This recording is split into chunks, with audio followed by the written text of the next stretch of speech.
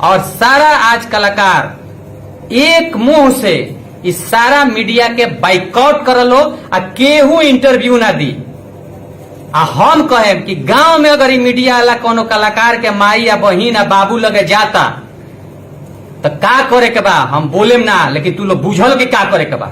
ई गांव ना, ई जवार में ना लौके के चाहिए कनी के। ये न्यूज वाला ओकरा का टॉर्चर कैले बा। आज वो जिंदगी और मौत के लड़ाई लड़ रहल बा।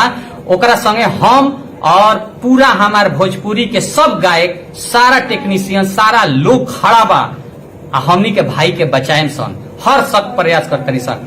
आज वो लोग इतना टॉर्चर कैलक ओकरा के, इतना जाकर हुआ देखे कि ओकर इंटरव्यू कैसे कैसे लोग ले लेबा। और सब लोग ओकरा अगर कुछ होता तो ओकर गुनाहगार बा लोग। वो सब लोग पर FIR काहे ना होके के चाहिए और ऐसा मीडिया के बहिष्कार काहे ना होके चाहिए। सब लोग कही कर लो कि जे मीडिया वाला बा ओकरा के बहिष्कार कर लो, कोनो मीडिया वाला के इंटरव्यू मत दलो।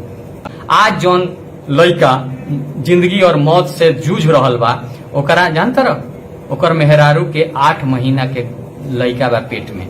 आज ओकरा पर का गुजरी, का आज ओकरा पर गुजरी ई बताओ।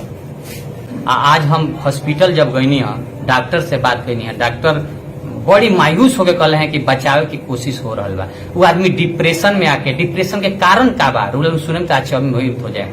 ई लोग तो ओकर इंटरव्यू लेबे कैलो, ओकरा घरे चल गई, ओकरा परिवार के इंटरव्यू, ओकरा घर से जब फोन आवे लागल कि भाई तू का करत रहा, तू डिप्रेशन में हमनी के डालत रहा, तब बेचारा डिप्रेशन में आ गई।